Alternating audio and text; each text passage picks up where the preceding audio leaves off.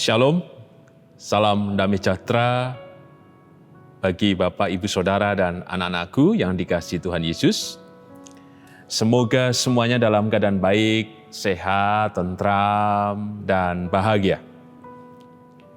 Kali ini kita kembali masuk dalam renungan mingguan, Rabu, 9 Desember 2020, di mana kita juga sudah memasuki Minggu Advent yang kedua, di mana panggilan pertobatan dinyatakan dan diundangkan kepada kita bersama. Renungan hari ini didasarkan dari Injil Matius, pasal 18, ayat 12 sampai dengan 14, dengan judul perikop perumpamaan tentang domba yang hilang. Sebelum kita bersama merenungkan sabdanya, mari kita menyatukan hati di dalam doa. Bapa yang penuh kasih, kami mengucap syukur atas segala berkat, kasih, kemurahan, dan pertolongan-Mu, terutama di masa-masa bencana COVID-19 ini. Engkau menolong kami dengan kesehatan yang prima, dengan kesegaran, dengan kebahagiaan, dan Engkau menjaga tubuh jiwa roh kami dengan karunia berkat dan kuasa-Mu itu. Sehingga kami boleh kemudian menemukan dan merasakan sukacita yang besar yang dari-Mu. Untuk itu Tuhan, kami mengucap syukur. Persis juga ucapan syukur kami naikkan karena Engkau Tuhan membukakan tubuh jiwa roh kami untuk mendengarkan kebenaran sabda-Mu. Maka biarlah kebenaran sabda-Mu terjadi atas hidup dan pengharapan kami, supaya kami terus percaya bahwa berkat-Mu yang satu yang istimewa dan khusus, Engkau nyatakan senantiasa kini dan sepanjang masa atas kehidupan dan pengharapan iman kami kepadamu. Bersabdalah ya Tuhan, kami siap mendengarkannya, dan biarlah kehendak-Mu yang terjadi. Mohon ampun atas setiap dosa pelanggaran kami Tuhan, kuduskan dan layakan melalui tubuh dan darah-Mu, supaya bersihlah tubuh jiwa roh kami oleh karena anugerah pengampunan-Mu itu. Dan di dalam-Mu Tuhan Yesus, Sang sumber sabda kebenaran dan keselamatan, kami naikkan doa ini dengan syukur, dengan percaya, dan berserah. Amin. Injil Matius pasal 18, ayat 12 sampai dengan 14. Perumpamaan tentang domba yang hilang. Injil Matius 18 ayat 12 sampai dengan 14. Demikian sabda Tuhan. Bagaimana pendapatmu jika seorang mempunyai 100 ekor domba dan seekor di antaranya sesat? Tidakkah ia akan meninggalkan yang 99 ekor di pegunungan dan pergi mencari yang sesat itu? Dan aku berkata kepadamu, sesungguhnya jika ia berhasil menemukannya, lebih besar kegembiraannya atas yang seekor itu daripada atas yang ke-99 ekor yang tidak sesat. Demikian juga Bapamu yang di sorga tidak menghendaki supaya seorang pun dari anak-anak ini hilang. Berbahagialah kita yang merenungkan sabdanya, berbahagialah kita yang percaya. Maranatha. Amin. Bapak, Ibu, Saudara, dan anak-anakku yang dikasihi Tuhan, tema renungan Rabu, 9 Desember 2020 adalah dengarkanlah seruan pertobatan. Tahun 2016 sampai dengan 2017, saya mengingat betul doa yang saya panjatkan kepada Tuhan di gedung gereja ini. Biasanya saya berdoa malam hari sampai dengan tengah malam. Kalimat doanya Tuhan Yesus, apakah Engkau memperhatikan hamba-Mu yang satu ini dibandingkan dengan ribuan atau jutaan hamba Tuhan di seluruh dunia ini? Siapakah kami? Karena kami bukan apa-apa dan bukan siapa-siapa. November 2017, ketika saya berada di Bukit Zaitun, menuruni jalan di mana Tuhan hendak memasuki Yerusalem dengan menaiki keledai, Hosana, Hosana, Hosana. Saya disadarkan kembali dan diingatkan pada doa yang saya panjatkan tersebut dan terus-menerus terngiang kembali bagaimana saya berdoa di gereja ini dan kalimat doa yang saya ucapkan terus-menerus. Seketika saya berhenti, berefleksi dan menangis. Ternyata Tuhan Yesus mendengar doa saya. Saya berdoa, Tuhan Yesus, terima kasih. Engkau telah menjawab doa hamba-Mu yang satu ini, yang bukan apa-apa dan bukan siapa-siapa.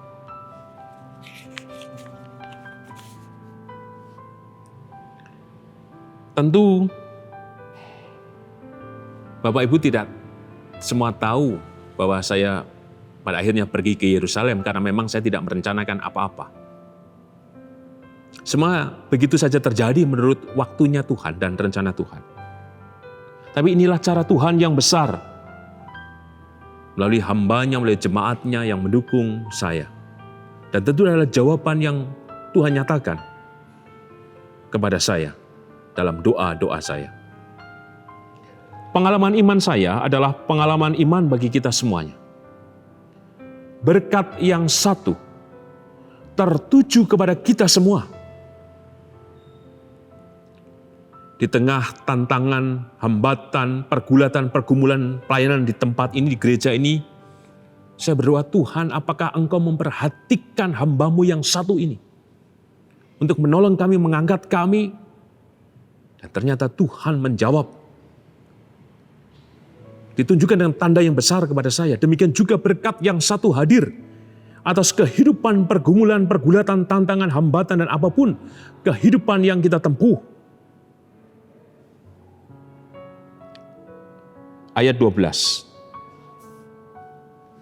Bagaimana pendapatmu jika seorang mempunyai 100 ekor domba dan seekor di antaranya sesat?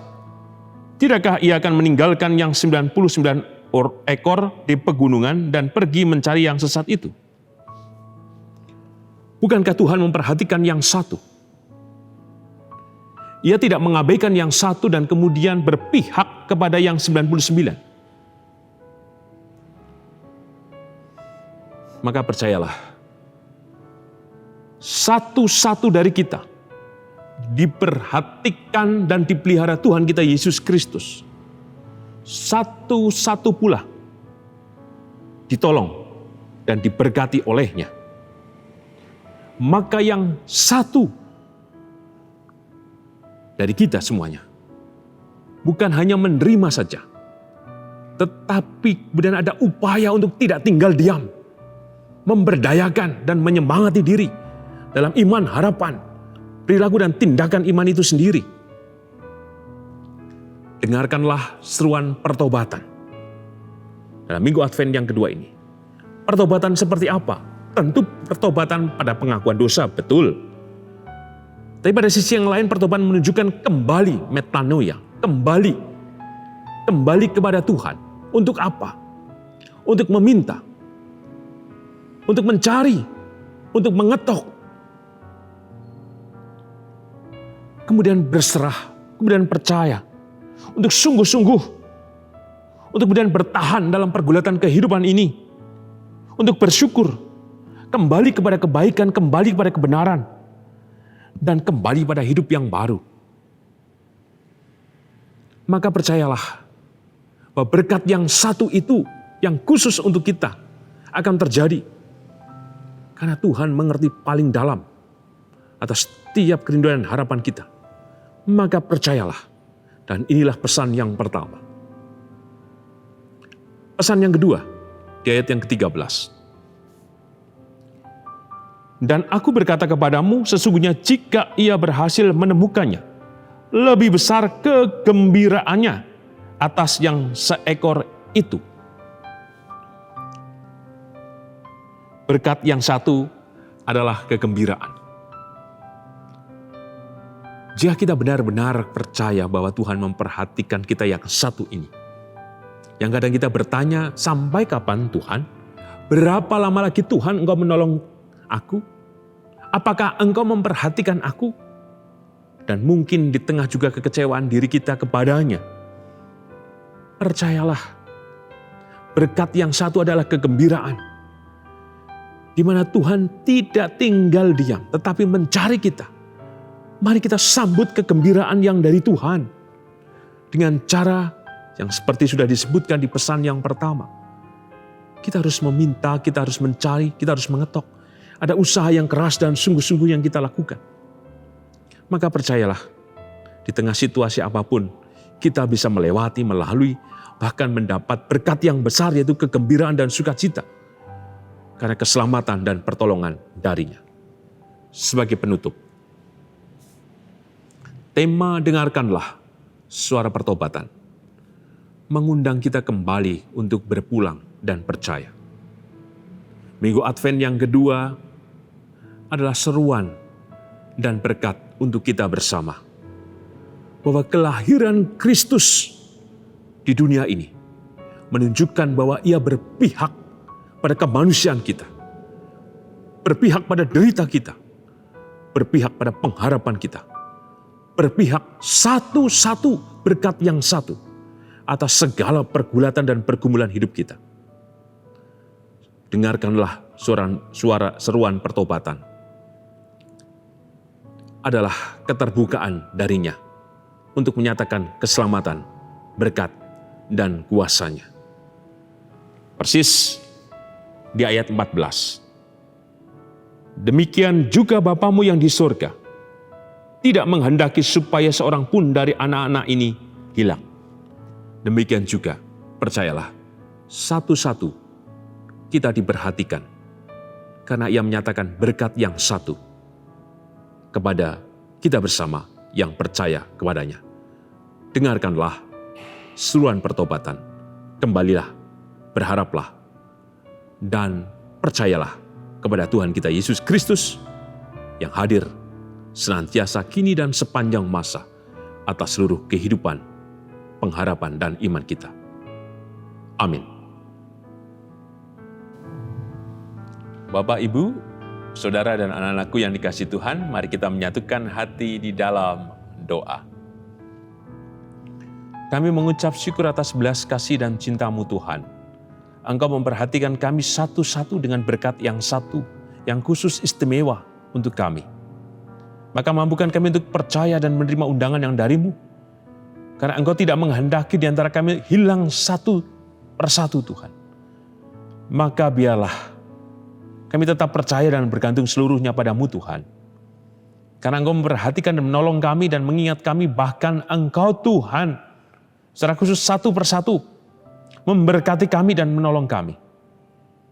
Oleh karena itu teguhkan dan yakinkan kami bahwa Engkau berpihak, bahwa Engkau bersama dengan kehidupan kami. Kami mengucap syukur akan kebenaran dan kasih-Mu Tuhan yang Kau hadirkan melalui firman-Mu. Karena Engkau hadir dalam firman-Mu, maka kami percaya juga kuasa-Mu terjadi Tuhan. Menyatakan berkat dan mukjizat atas kehidupan Ibu Rusmiati Buyung, Ibu Sarno, Ibu Tugira Sariman, Ibu Tiem Mangun Sentono, Bapak Siswa Prayitno, Bapak Saharun, Bapak Sadal Paulus, Bapak Christian Dauriwu, Bapak Elias Sariman, Ibu Marti Utomo, Ibu Suwartono, Ibu Waginah Paijo, Ibu Sri Mulyani, Bapak dan Ibu Priyono, Ibu Ami Birowo, Bapak Yonatan Purwoko, Ibu Lawiem Suparman, Bapak Sudarsono, Bapak Wilson Siagian, Bapak Widi Nugroho, Bapak Ngatimin, Bapak dan Ibu Budiandono, Bapak Warsito Utomo, Ibu Suwiyati Sriwiyati, Bapak Rasdiman, Bapak Setiantono, dan beberapa jemaat yang tidak bisa kami sebutkan satu persatu. Kami percaya Tuhan kuasa dan kasih-Mu memerdekakan, membebaskan, dan menyatakan berkat kekuatan pemeliharaan dan ketentraman serta damai sejahtera atas kehidupan hamba-hamba-Mu ini Tuhan. Kami juga berdoa Tuhan untuk kehidupan keluarga besar Ibu Lawiem Suparman. Ketika Engkau sudah memanggil Bapak Edi Sularto, maka biarlah Engkau ya Tuhan memberikan ketentraman, damai, dan penghiburan untuk keluarga besar ini. Kami percaya kasih dan kuasa-Mu terjadi. Demikian juga atas kehidupan anak Yosi dan juga Andy. Berkati Tuhan anak-anak ini. Biar mereka terus bertumbuh dalam kedewasaan iman mereka, dalam juga kedewasaan dalam berpikir, dan semuanya Tuhan. Jagalah mereka, pimpinlah mereka, dan berkatilah mereka. Secara khusus akan masa depan mereka Tuhan. Kami juga berdoa Tuhan untuk kehidupan bergereja di GKJ Sarimulyo. Kami percaya kuasa dan kasih-Mu terjadi dan telah menolong kami. Biarlah penabisan pendeta atas diri Pendeta Harditulus Arianto Tuhan yang telah terjadi pada Minggu 29 November. Semua terjadi oleh karena Engkau Tuhan yang menyatakan itu. Maka biarlah kami Tuhan terus bersama-sama membangun kehidupan persekutuan yang baik. Dan kami bekerja sama dalam persekutuan yang manis dan indah di dalam-Mu Tuhan dan kasih-Mu. Supaya melalui pengalaman iman kami di tanggal 29 November itu menjadi kebangkitan spiritual kami Tuhan. Dan bersama dengan Pendeta Harditulus Arianto, kami bersama-sama Tuhan menciptakan suasana dan kehidupan yang menggembirakan dalam kasih rahmat dan kehendak-Mu yang jadi. Kami juga berdoa Tuhan untuk bangsa dan negara kami. Kami prihatin Tuhan, ada korupsi, kekerasan yang masih terjadi. Biarlah Engkau Tuhan melalui kasih dan kemurahan menyatakan berkat, ketentraman, damai. Dan biarlah kasih-Mu dan kekuatan-Mu juga yang menyatakan mukjizat supaya bencana COVID-19 ini Tuhan berakhir. Oleh karena itu tolonglah Tuhan bangsa dan negara kami. Kami yakin Tuhan kuasa-Mu terjadi karena Engkau mengasihi bangsa dan negara kami dan mengasihi juga Tuhan seluruh umat manusia di muka bumi ini. Inilah doa kami Tuhan, yang kami naikkan dengan percaya hanya dalam nama Tuhan kami Yesus Kristus, Sang sumber kebenaran, kasih, dan keselamatan. Kepada-Mu Tuhan kami percaya, kami bersyukur dan berserah. Amin. Demikian renungan Rabu 9 Desember 2020, di mana kita memasuki Minggu Advent yang kedua. Tuhan Yesus memberkati Bapak, Ibu, Saudara, dan anak-anakku. Biarlah kasih, rahmat, berkat, dan pertolongannya terjadi atas kehidupan saudara semua, kini dan selamanya. Amin.